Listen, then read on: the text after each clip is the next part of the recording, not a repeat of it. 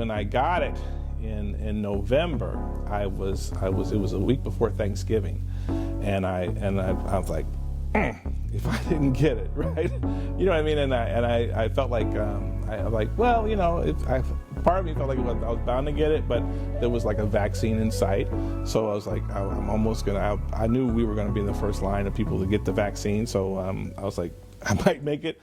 But got sick, right? And so, and felt sicker than I'd ever felt. I've had the flu before, sicker than that, right? Way sicker than that. And then like 6 days after I initially got sick, and I had heard people say, you know, there's a second wave and it's worse than the first, I got sick again. And we're still on quarantine. Thanksgiving, normally we'll have 30 people over our house.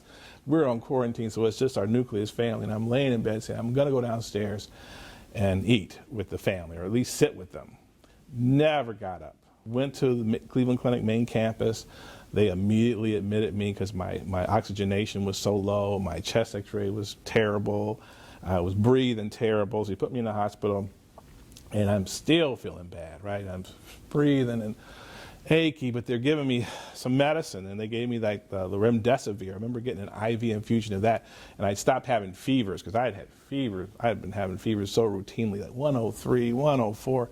So my oxygenation is getting lower and lower, and they want to send me to the intensive care unit in Cleveland Clinic, which you do not want to go as a person who trained there. And I was thinking, you know, am I gonna die? Because I had never thought that. I had never thought in my entire 59 years, I'd never once thought. I'd been in the hospital with appendicitis and emergency surgery.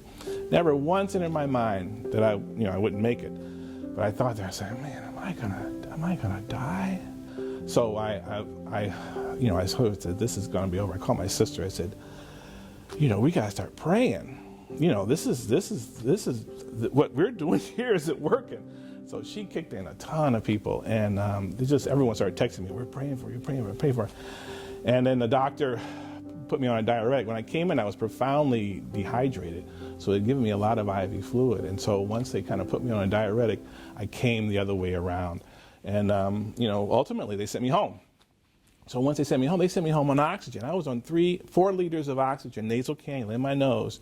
So I'm walking around, I'm an energetic person. Now I'm at home, tethered to this oxygen tube. Having that in November and still feeling the effects in May, in a small way, was just stunning to me. And that's what I see in my office too. I'm still seeing the same thing. I've seen people who have been vaccine hesitant, then they get COVID, and then they don't recover, or they recover like me, which is a really slow recovery, right?